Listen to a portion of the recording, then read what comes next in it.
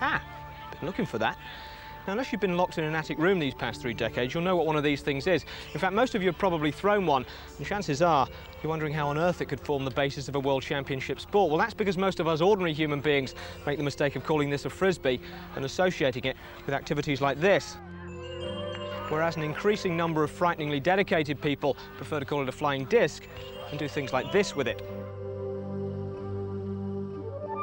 This is Ultimate, a team game with more than 30,000 players worldwide, although players may be putting it too mildly. For many people, Ultimate is their life. They think of nothing else. You're a receiver, thrower, you're a defender, everything. No other sport do you play every single role. Catching and throwing a frisbee is just the best thing that I've ever done. That kind of dedication has brought 1,000 of the best Ultimate players on the planet to Essex University in Colchester for the World Championships. There are teams here from 15 countries, all amateurs, although there's nothing part-time about the intensity they play with.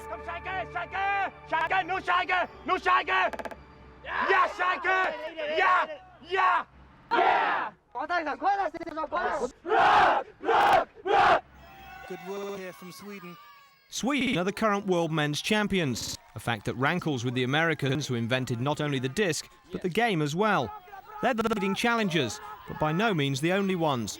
The Japanese studied the American model, and they believe they can improve on it. We try to make a team to win the World Championships!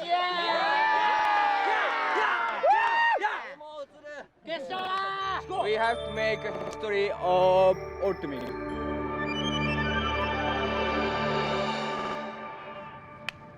Before you can make sense of Ultimate, though, you need to know the basics. Start with the field, which is 40 yards wide and 75 long, with 2 25-yard end zones. It's 7 aside, and the object is simple. Catch the disc in your opponent's end zone, and you've scored a point. Getting there, though, is trickier. There's no running with the disc, so passing is the key component, but not the kind of stuff you'll see on the beach. Most Ultimate players favour the sidearm pass for accuracy and control.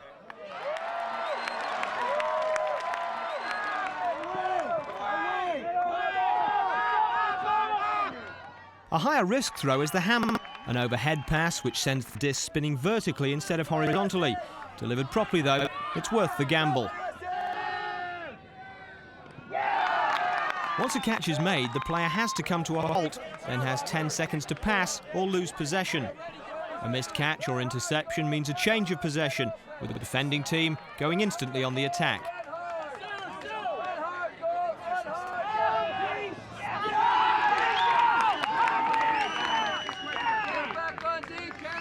To make certain of a catch, players will often use both hands to pancake the disc like a beginner.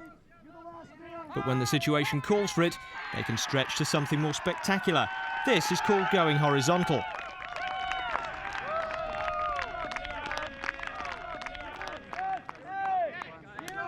There's no strict time limit in Ultimate. The winner is the first team to 21. But what makes it unique is that it's a team sport with no referees. Instead, it has something called the spirit of the game. The quaint idea that how you play really is more important than winning. The spirit of the game relies on honesty from each player, because they have to referee themselves on everything from whether a disc was passed within 10 seconds to whether it was caught for a score. Your hands are on my arm as I'm pivoting. I want you out. Everyone okay? I'm looking for you. 2, 1, disc it and stilling. Disputes are usually settled between the two players concerned, and the game goes on.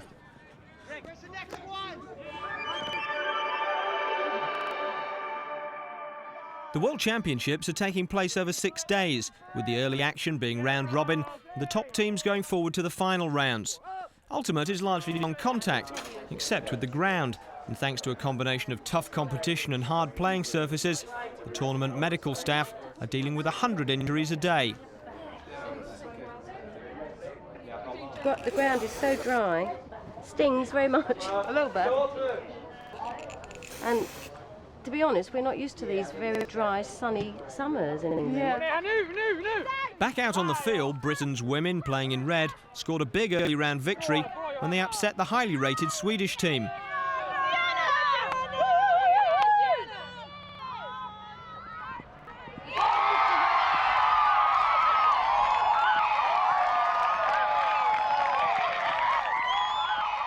The British men did less well, losing to both top-ranked teams, Sweden and the USA. The spirit of the game was an early casualty too, losing into the spirit of fierce competition in an acrimonious match between Australia and Japan, which the Australians won, but not according to the Japanese by the book. They didn't know about rule. About rule?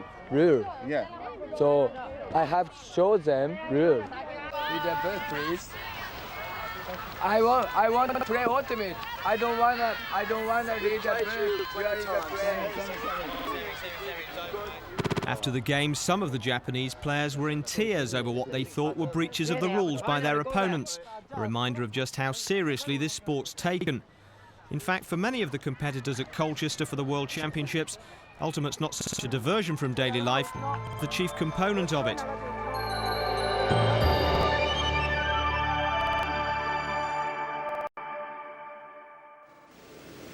Next, drivers to the Bidsby's. Helmets on, adrenaline must be pumping. My name's Adam Batchelor. I've been playing Ultimate now for 14 years. Got an indoor karting centre in Cardiff. Basically started the business so I could have enough free time to play Ultimate. Adam, give it up, mate. It's killing you. Horrible thing to say, but I have no interest in... I'm glad that he enjoyed it, but that's that. The one that says, and you have that on freeway radio. Love, sex, marriage, babies and frisbee. That's what's important to him. Not necessarily in that order. He, more than anybody, plays Ultimate like a religion. Adam's a tricky old character. He's been around a long time. He's had many run-ins with the established order of Ultimate in this country. Was frequently not picked for the national team when, in his own opinion, he was the best player in the country. Come on, in with him, Scott! Hold the force, hold the force! While you've been out there, I've got 1, 2, 3, 4, 5 calls, and 3 of them are frisbee. Ultimate. What frisbee call on line 2? Paul. You heard the news, you can't transfer the ticket. It's the most boring game on earth. You can't believe it. It's terrible. And listening to, I mean, he's on the phone all day. All day. Like half the day, he's here 8 hours, he's on the phone 4 hours talking about Ultimate. I want to win. I want to make sure of every catch. I want to make sure of every throw. I want to make sure of every point. And I want to do my part in the team.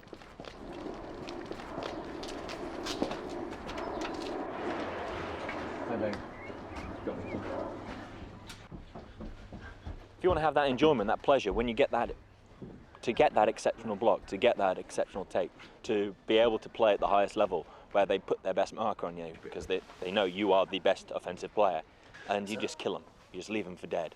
They don't even know which direction you've gone. That's the pleasure, the thrill of being best, being able to do it. Ring it. I'll ring. Okay. See you later, babe. I believe he plays frisbee up until about 9 and then he's in the pub for about 2 hours afterwards usually. I suppose he could have another woman there, couldn't he? Good excuse. I had a 2-yard push pass, or I had a toss pass against the force, yeah? Which, as much as I like it, I'd much rather have given it to you who were free, rather than 2 people, yeah? Let's go, Sashi! Go, Sashi. And to it, and nothing against the force! Get out of there! All you, Toy! Yeah, right. Poach! Not a lot, really. He's okay, he's got off training again. Yeah, actually sure. My girlfriend seems to feel that maybe I do concentrate on Ultimate a little bit too much. It's the choice I made because it's what motivates me, what drives me, and gives me most pleasure. No dump! Oh, come on, Ian. I've been to a tournament with him where he wasn't playing. And even when he wasn't playing, I just got no attention whatsoever. He went off at one point and just walked away and forgot me for about 3 hours. Unfortunately for Adam and his British teammates, they failed to make it into the final rounds at the World Championships, leaving the USA, Sweden and Canada as the leading contenders.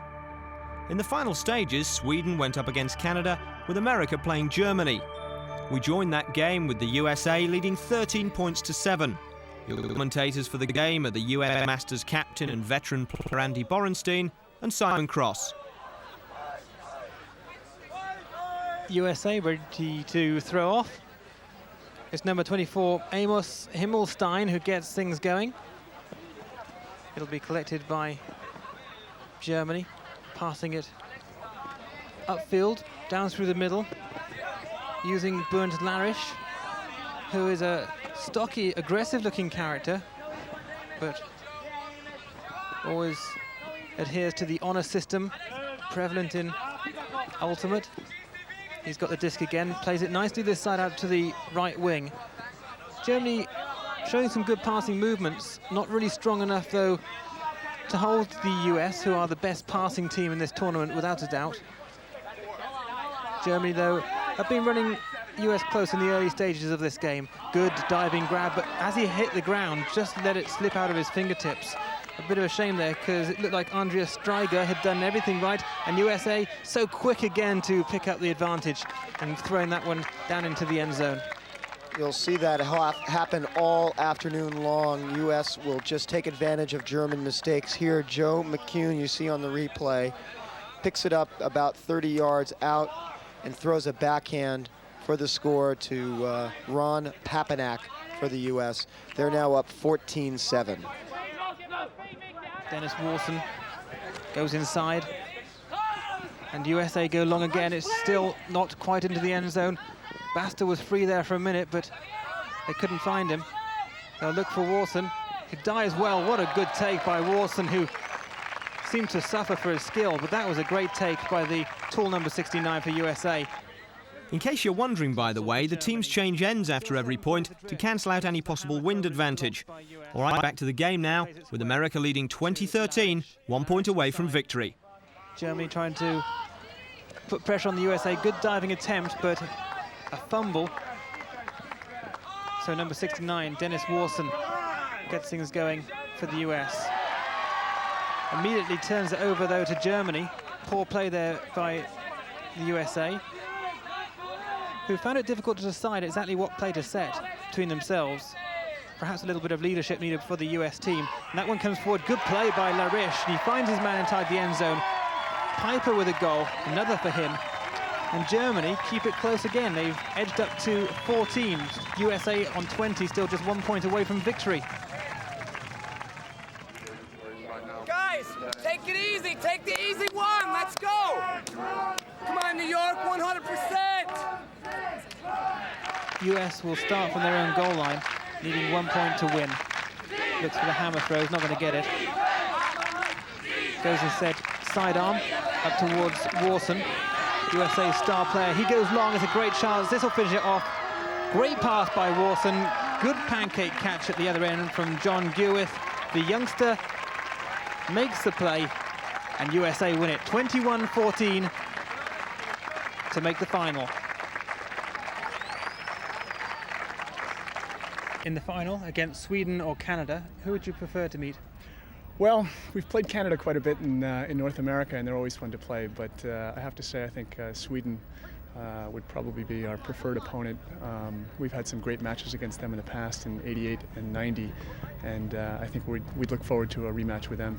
Yes, they're the defending champions. They sure you are. want it back? They sure are. We'd love to get it back. Whether it's Canada or Sweden they play in the final, we'll find out shortly. There's no doubting the importance the Americans attach to the World Championships. After all, they invented not only the game, remember, but the thing it's played with, the Frisbee.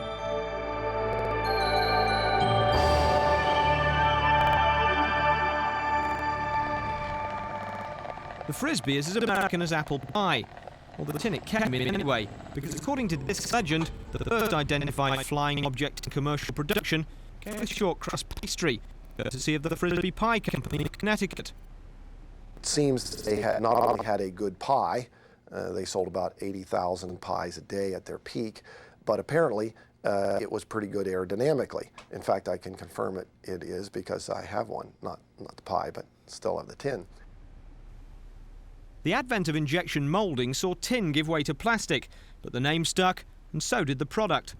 Since the first one left the Wham-O factory in 1957, flying discs have become a global phenomenon. But for the full Frisbee experience, you still have to come to America, preferably the West Coast. Hi, welcome to Discovering the World. May I help you? And this is a place for people who possibly need help, with fixes in stock for disc addicts of every imaginable kind. Discs like this dog disc are used for the canine competitions. Softer in the shoulder so that when they throw it, it won't break their teeth. Discs for double disc court, which is like a space-age tennis game. Guts, which is a 5-man team event, a very fast-flying disc. A little lighter disc, easier to handle, better for spinning. This disc, which is something new, it's being made out of recycled material. It's different illusions at different rates of speed when you spin them. The Giant, which is the largest disc produced. And we've even got a unique freestyle disc that lights and makes sound.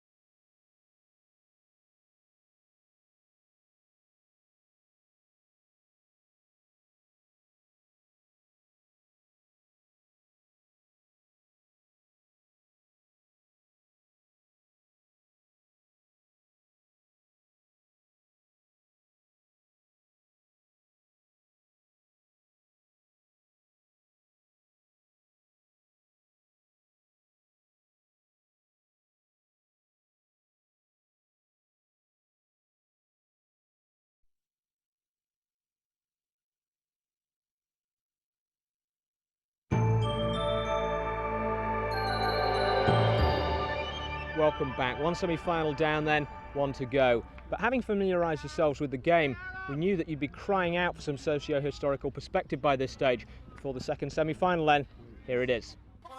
In 1968, while college students protested against the Vietnam War and Tom Wolfe wrote the electric Kool-Aid acid test, teenagers in the New Jersey town of Maplewood were plotting their own contribution to the counterculture. Aside from the age of Aquarius, it was also the age of ultimate frisbee. And we saw this sport spreading throughout the world. We thought that we were going to see leagues. We thought we'd see ourselves in the Olympics. We didn't quite picture our faces on cereal boxes or anything, but not far from. We felt like we were doing something subversive. We knew we were inventing a game, and we were pretty arrogant about it, even at the time. The unlikely stage for this teenage rebellion was a car park by the local railway track. It was here, give or take a few pounds and a little hair, that the disaffected youth of Maplewood began improvising alternative football or baseball. This is a hallowed field. This parking lot is where every night, every weekend night, and every summer night, we true frisbee players and believers in ultimate frisbee would come down here and play ultimate for hours. Trial and error created the basic rules of the game.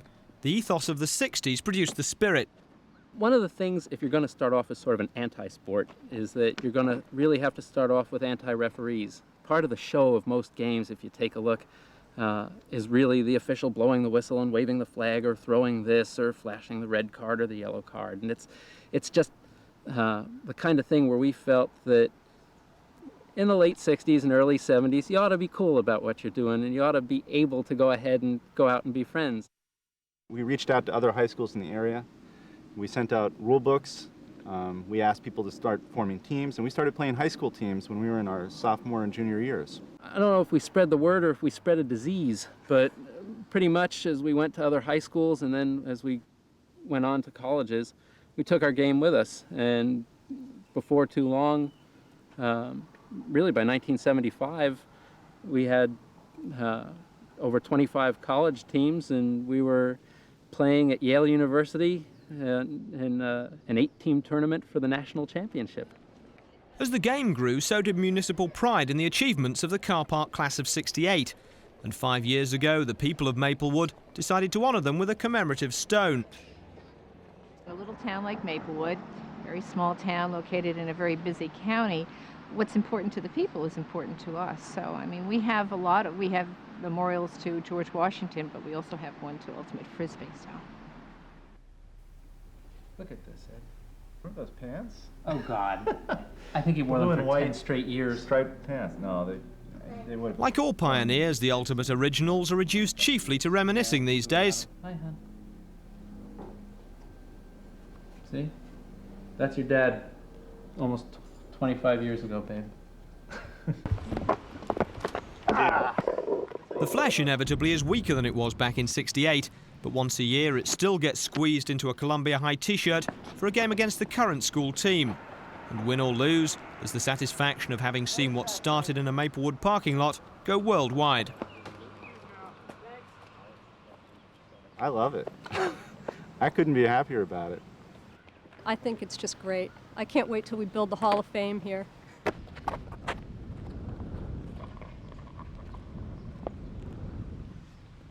Oh, it's been a long, long trip. Go for it. Nice save, Ed.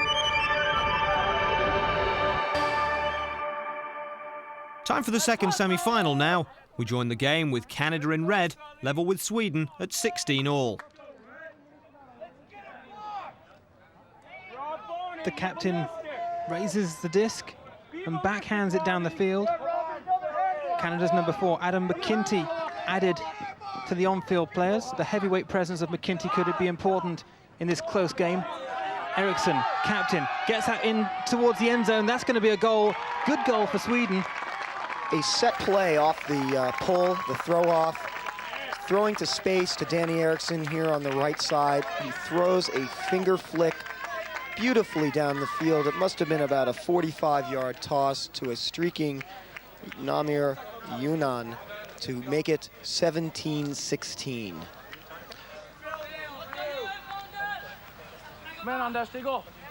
Dave Pelletier will get things rolling again here for Canada. They know they're just 2 points away, and that's a terrible time to turn over. And Sweden now have a great chance to draw it level once again. And you see how slowly Sweden is walking up to approach the disc. They have a set play in mind. This is critical. This could bring it to 17 all. Not surprisingly, it's Anders Urenray who starts with it.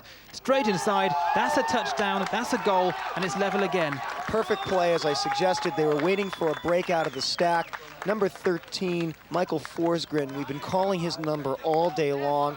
Wide open on the right side to receive a beautiful forehanded throw. The game is now then to 19. Because of the time cap, these teams have been playing for over 2 hours and 10 minutes, which is the maximum they can play. It's the first now to 19. Either team just 2 points away. Sweden with the pull, tied at 17s. And this one stays in the air a long, long time before it finally comes down to Playfair, who'll let it drop.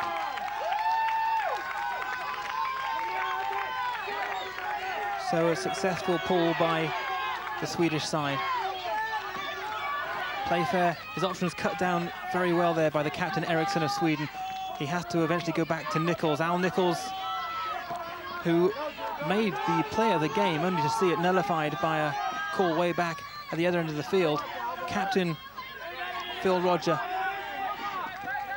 finding it difficult to find a man free, eventually goes out to Oldenburg. Burst onto the scene when he was 15, and that's the sort of play that Oldenburg likes to make, the long, spectacular play, but it was not accepted that time very well by Andrew Lugston. Under some pressure from the Swedish defense, and Sweden have possession. And they quickly move it upfield, Simon. No stoppage of play here. They want to keep running. Michael Forsgren goes back to the man who's been so vital for every play. And they're going up long with it. And here's someone wide open. And there's a score. That's Sweden's first lead of the game, Simon.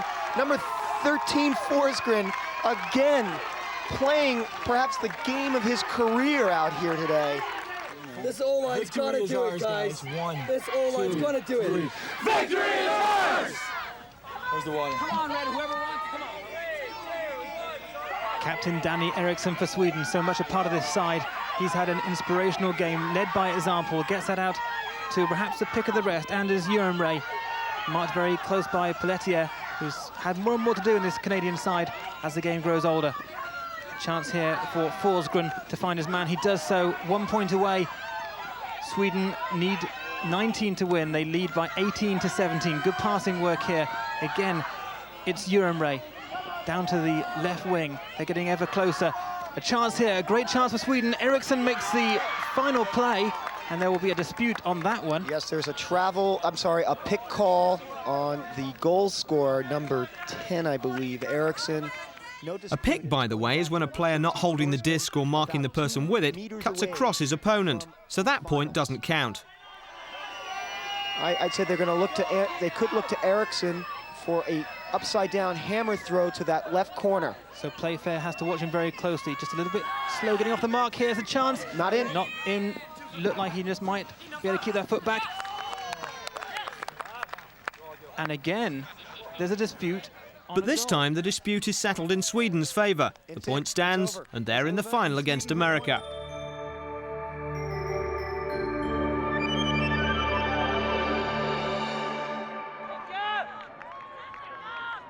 Ultimate isn't the only sport played with a frisbee or being played at Colchester. This is guts. I like guts. We love it. Guts. We love it. You guts. And guts takes guts.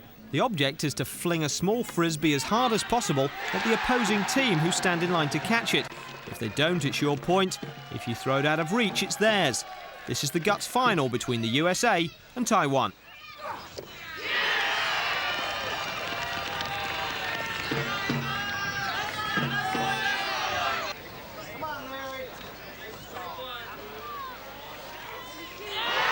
Taiwan win and become World Guts champions.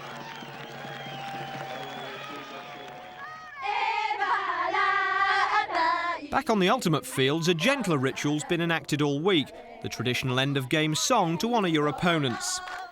Nimm den goldenen Pass von mir, Dam Dam, Dam Dam. Fängst du nicht, dann besorg ich's dir, Dam Dam, Dam Dam.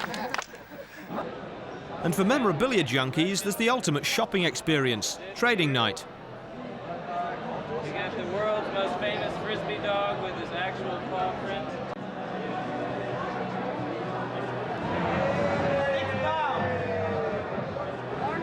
This is the last chance for the players to relax before the final. Sweden, the current champions, against the favourites to take their title, the USA.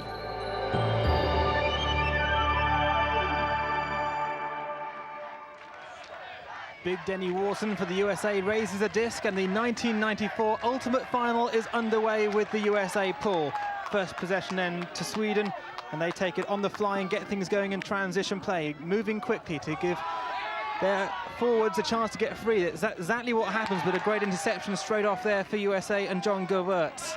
He plays that one forward, USA moving immediately, but a second turnover in quick succession. Sweden will have the play, but there's a stoppage already, Andy. Yes, there's a foul on the play. The Swedish defender fouled Blair O'Connor on the US. He hit him on the arm. It's a replay, and they're putting the disc in a moment, Simon.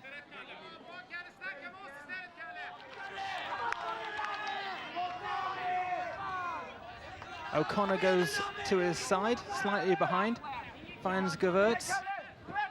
O'Connor just outside, tries to go low, cut inside to Warson, goes in fact the other way. Here's the first goal of the game. USA score 1-0. Yes, Juano Flores with the goal. A finger flick pass by Blair O'Connor got caught up in the wind, and Juano Flores made a great grab. 1-0 US. Skip Kuhn then, in the center of the field, goes short to Denny Warson. Warson takes his time, he's got 10 seconds to get rid of it. Does so there in plenty of time. Frees it to Dave Babcow. The law student gets it to the hardware store owner. That's Tony Sheeman, the New Yorker. Gets that forward. Nice play inside. Great goal, US. 2-0 they lead. A perfect play by Dave Babko, throwing it about 30 yards to a streaking Skip Kuhn. It's now 2-0 US. US on the goal line. O'Connor with a hammer throw overhead. Gets that one forward to Ben Usardi, the spectacular player. Likes to throw himself about a bit. Gets that one over to O'Connor. Those two building it nicely from the back. He was inbounds when he made the catch, so he'll start from the sideline to get that one forward. Looks for Eric Cochran, but the stoppage made by Sweden. Cochran, the wily veteran, 34 years old. He's been playing this game since '78. Jonas Forsberg, though, came in to make the stop, and Sweden have the possession back. Very important for Sweden to maintain control here and score a goal. Nama Yunan gets this going for Sweden. One of the players who's very highly rated by the US side. Sweden have possession still. A chance here. There's a man open. He can't find it. There's so much of the end zone free. Gets it inside. Goal for Sweden. They're back in the game. We rejoin the game after another goal apiece, so it's USA 3, Sweden 2. Anders Urenrade ready. Raises the disc. Does that great spin to get some power behind the pull. And that'll go into the end zone. Drops in play. So that's just perfect. When you're looking for a pull, Andy, that's really what you want to achieve. Absolutely. There, the offensive player for the U.S., John Gewirtz, just watched it sail over his head. Sweden gets to set their defense.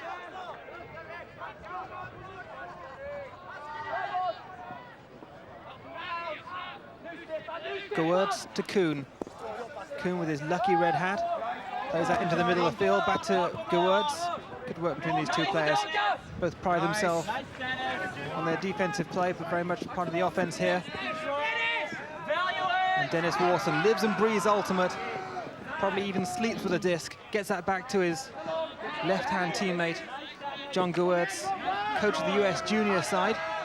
He's found his voice a little hoarse this week. A long play in there to the middle. A spectacular diving effort there by Walter van der Schraaf, but unable to make the grab in the end zone. But Jarme was right on his tail, and that forced Walter to make that error. Eriksson's been quiet in this game, had a good hammer throw earlier, but Eriksson has been kept quiet by USA, very much the inspirational leader of the Swedish side on the field, but unable really to get too much into the play yet. Good work out to Michael Hansky. Hansky goes inside to Hedstrom. Hedstrom plays that one in long. It's a good chance here if Sweden can make the grab. Up goes Urenrade, but Warson uses his height, gets there first, and no goal on the play.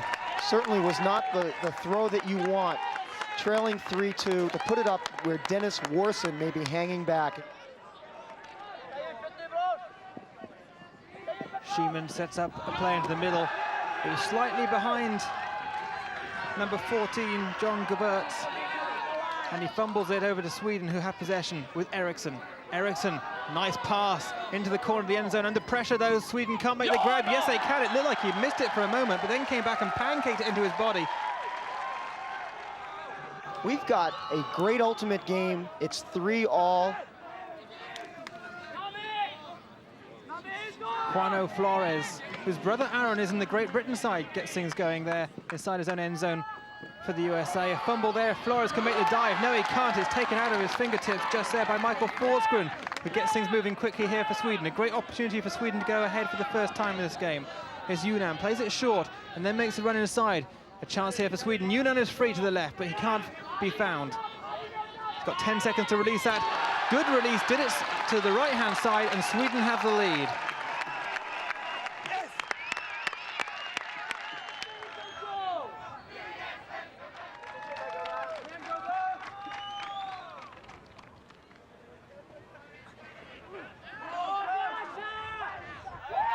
Sweden then make the pull. The first time in this game that they've led. It drops shallow. And US will start on their own goal line with Basta. An immediate turnover, terrible play out of his own end zone there by Basta, and Sweden have a great opportunity to go further ahead. taking his time to go inside. Still not inside the end zone. They can't find a man free. He's got 10 seconds to find somebody. Eriksson breaks to the left, but they go right, and that's another goal for Sweden. And they've got a 2-goal cushion.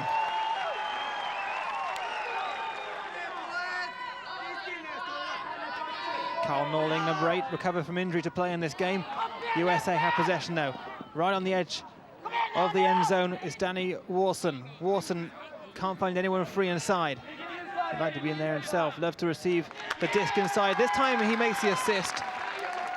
Yes, Juano Flores was cutting from the stack, moving to his left.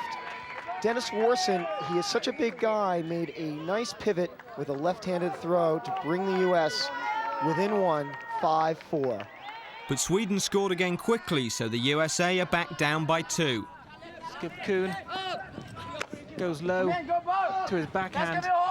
And the USA use the flanks to move this down. The foot was just out of bounds though, so Sweden get control of the disc with the throw-in. And it's Carl Norling looking for the overhead. In the end goes short, and a timeout called Sweden. A very smart timeout called by the veteran Botvizin. His team is leading by 2. New York is playing very shakily. Say drop right shoulder, drop left shoulder. Just do that, okay? Drop 10 yards. So that way 10 he can look meters. to his right shoulder In and see 10 him, meters. okay? Han står långt ifrån här killen, han är svår. Sweden stacking their offense in a direct line. Good passing down the field. Yunnan makes the grab. A bit of travelling there, but it's not going to count. He was just trying to get control. Good pass into the middle. Another goal for Sweden. And there's Botvizin. So often the pivot man getting forward there into the end zone. Good goal. And Sweden went on to increase their lead to 4. As we pick it back up, the USA are in possession, trailing 9-5.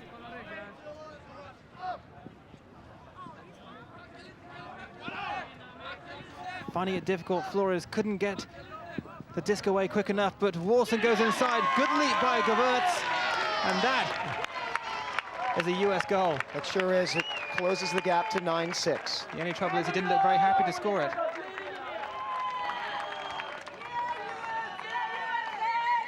So USA successful in getting the control of the disc back.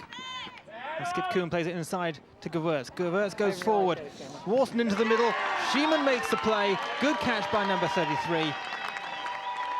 And it brings the U.S. within 2, 9-7. Anders Botvizin with his stack offense lining up ahead of him. It's a good throw and a great grab there. Above his head by Niklas Jalovic. Gets it inside. Good goal by Sweden. Nama Yunnan makes the play. So Sweden are back up by 3 at 10-7. Half-time in Ultimate, by the way, is when either team reaches 11. Eriksson then has it. Skip Kuhn in on close on him. Eriksson has shown moments of brilliance in this tournament. And gets it out to the left-hand side. Oh, a perfect Inside. pass. Beautiful goal by Sweden. Oh, unbelievable. He saw the man, number 13, wide open. Forsgren. It's not going to count. It's not halftime. Again, a pick was called in the end zone. That's why he was so wide open. Iranbray starts with it again, gets it inside. There's the goal. There's halftime. Absolutely. Sweden is playing one heck of a game. They are the defending world champions, and they're not going to give up. They're leading 11-7. They want their second title in a row.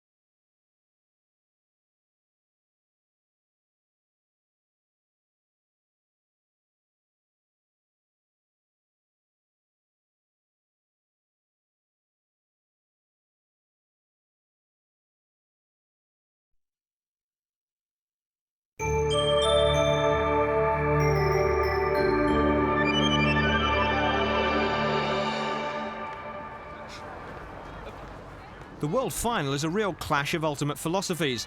The Swedes are almost military, with regimented practices, close attention to detail and tight discipline.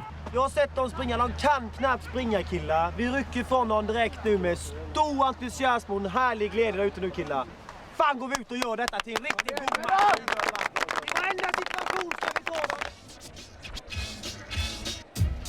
The Americans are a little looser. Their tournament regime consists largely of a diet of hip-hop, peanut butter and jelly sandwiches, and a little pre-game primal scream therapy. 1, 2, 3, defense! And as we join the second half, the USA have squared the game at 18 all. First to 21, remember, will be world ultimate champions. They've got 10 seconds to release it. Does so in plenty of time. Out to number 11, Par Madsen. Madsen unspectacular, but very important wing play from him. It goes long. A chance here. If he can make the grab, it's a goal, but no, before Nama Yunan can make it, it was a spectacular play. Yunan never gave up on the disc. It was thrown over his head. Mike Nevins batted it for the U.S., number 22. Yunan concentrated and grabbed it in the back of the end zone. Sweden now ahead, 19-18. The U.S. walking off the field, scratching their heads, thinking they had a defensive play, but no. Unbelievable. And there's Ururay for Sweden. Takes most of their throw-offs. Gets some great distance on this one. Skip Kuhn gathers that one. You've been calling Urumay's number all day long. I don't know if he's taken a sub today. Skip Kuhn sends that one out to John Gewurz, the influential number 14, who's had a patchy game by his standards. At times he's done some very important defensive work, but his throwing hasn't been quite there. Skip Kuhn has it. Has Gewurz behind him, goes for that option. Gewurz looks to sidearm it down the wing, but has to backhand it into Kuhn's field. Gets that up to Danny Warsaw. Warson scores.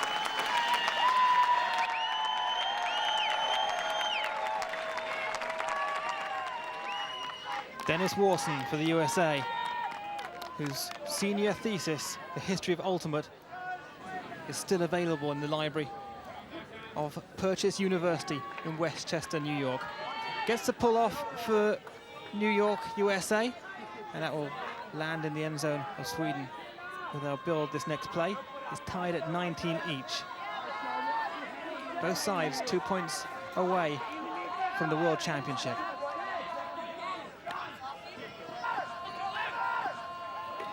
Sweden out of their end zone to Eriksson. Eriksson goes right, finds Jalovic.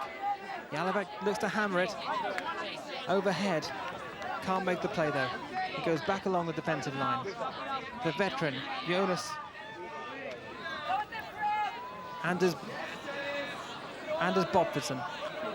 Bopfordson with it.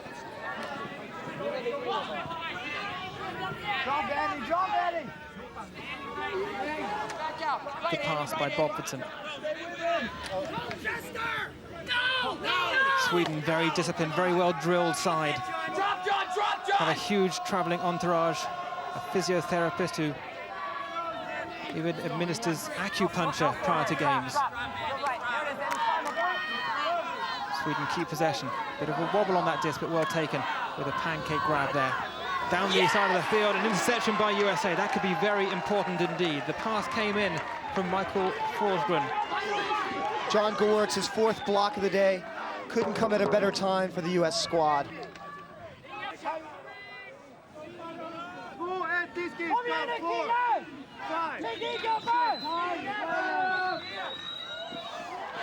An immediate turnover from the restart. That could be vital. Sweden progressing. They've got a man free in the end zone. They find him. Good goal by Sweden. Disastrous play by USA. The grab made inside by Fredrik Hedstrom. And a heads-up play from Hedstrom. John Gewurz threw it crossfield. Sweden put a man off man, a poach. They gambled. They won. They got possession and streaked up the line. They're within 1 point of the greatest upset in Ultimate history.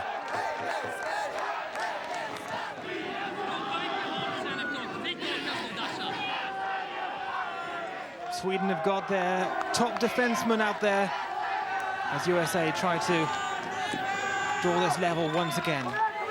Sweden with the pull. USA getting things going pretty swiftly with Skip Kuhn. Plays it out to Gewurz. Gewurz up forward again. A critical mistake by Dennis Warson. He didn't realize the pass was heading toward him. This could be it. Sweden then have a chance here to drive for the winning goal. Play that inside. And unbelievably, another turnover. Neither team at this critical stage of the game can keep possession. USA have it back with Gewurz. Plays it inside to Blair O'Connor. O'Connor being forced back. And another turnover, no. No, he Good grabbed pickup that. off the ground. Great pickup by Kevin Rhodes. Kevin Dusty Rhodes does very well there to grab that as it was just skimming the blades of grass. A long play. This could fall to Warson. He's going to go up for it. Warson makes the grab. Great goal. An unbelievable pass. High in the air. Warson watching, goes up and brings it down. It's 20-all. Warson's 6th goal of the game. He's going to have to rewrite the final chapter of the history of Ultimate. That is if they win.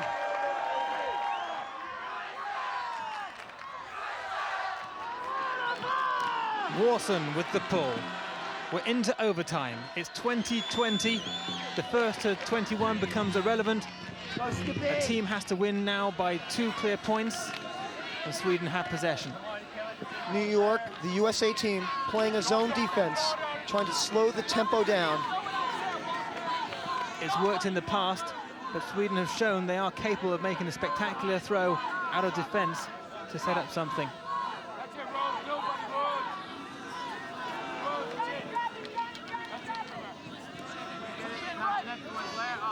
Passing it along the defensive line. Foul called, Blair O'Connor pushed off.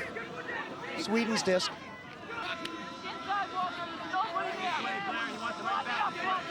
Anders Urenray. Back to Forsgren. Forsgren looking forward. Upfield he has plenty of men, but they're so closely marked. And a turnover by Sweden, it was too high. Not a great pass there by Anders Bopvidsen. The veteran should know better than that at a crucial stage of the game. Bopvidsen has been in almost all game. Perhaps he's a little weary. Skip Kuhn. Inside. A pass. Goal USA. And they've taken the lead again. It's 21-20. Quickly off the sideline. It hits to Gewurz. Gewurz just throws it to a streaking Dennis Warson. That's his 7th goal of the game.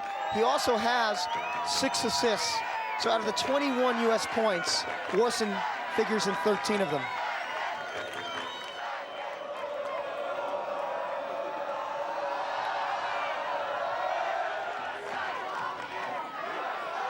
USA then with a pull. They're a point away from the World Championship.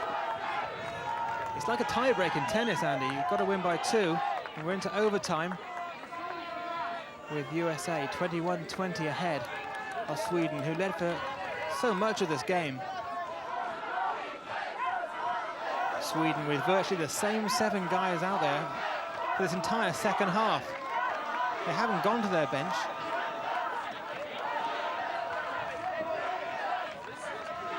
They look very tentative, and Karim Bassi may have even had a hand on that disc there. And as Urenray Oh my being God. forced ever back, and very fortunate to keep possession there. Sweden have got to do better than this because they're just a point away from defeat. And here's a hammer cross field. That's hanging up, and that's going right to a US player. Kevin Rhodes. Rhodes has possession, gets it quickly to Kuhn. A chance here for USA to wrap it up. Gewurz looks both ways, calls a timeout. A smart move by Gewurz. They have a timeout in overtime. They use it.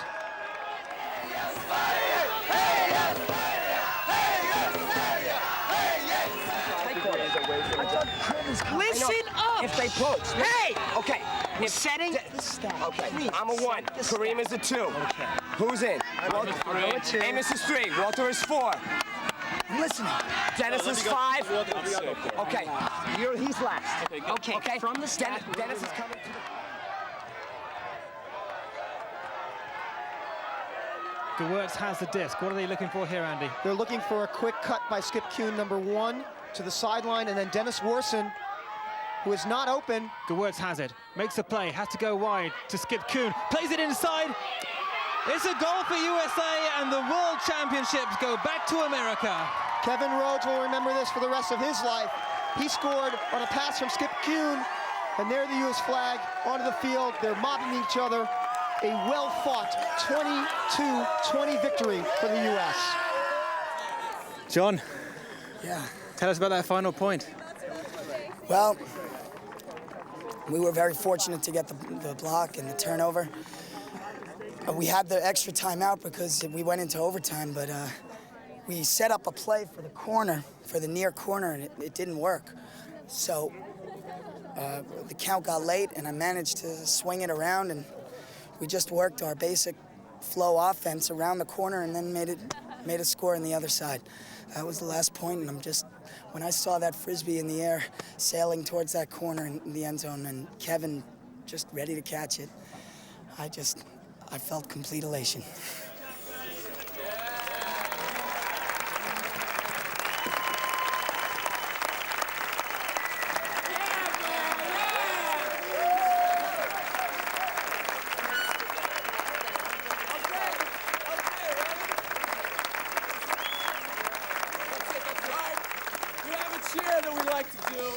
Goes, what is it? Never enough. What is it not? Enough. We've got a new cheer now. What is it? Enough!